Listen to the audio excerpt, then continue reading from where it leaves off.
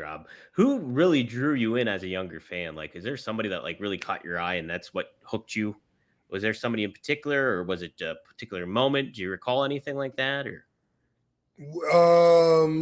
Yeah, I mean, there's a few different ways to answer that. I can remember the first time that I watched wrestling on television.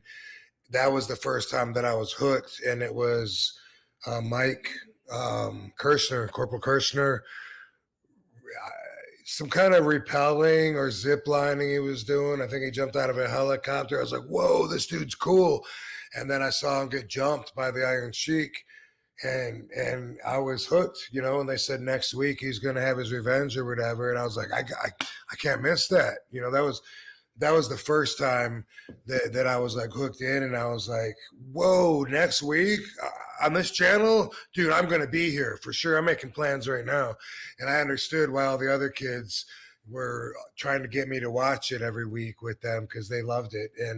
And then, as a fan, the first guy that I remember really inspiring me a lot was Leaping Lanny Poffo, Randy Savage's brother. He thought outside the box.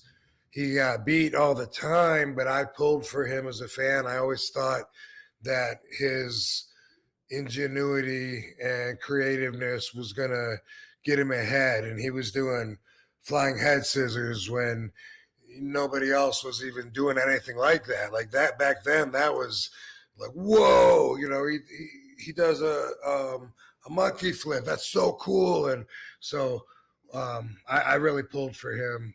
I remember reading in WWF magazine that Ricky Steamboat was working out with Lanny at the gym. And so I was like, yes, that's his break. Ricky's going to pull him under his wing. And He's going to start winning.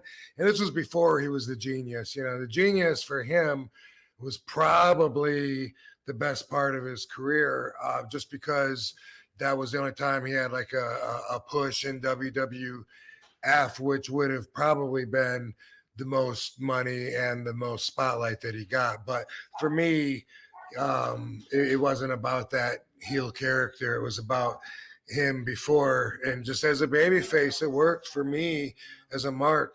I remember you saying Lanny Poffo too, especially. Yeah, I'm the only one that's ever told Lanny, dude, you were my favorite wrestler growing up. He wasn't used to having anyone say that. And he really appreciated it. Yeah, I bet. We should make some RVD frisbees. Like, Yeah, right.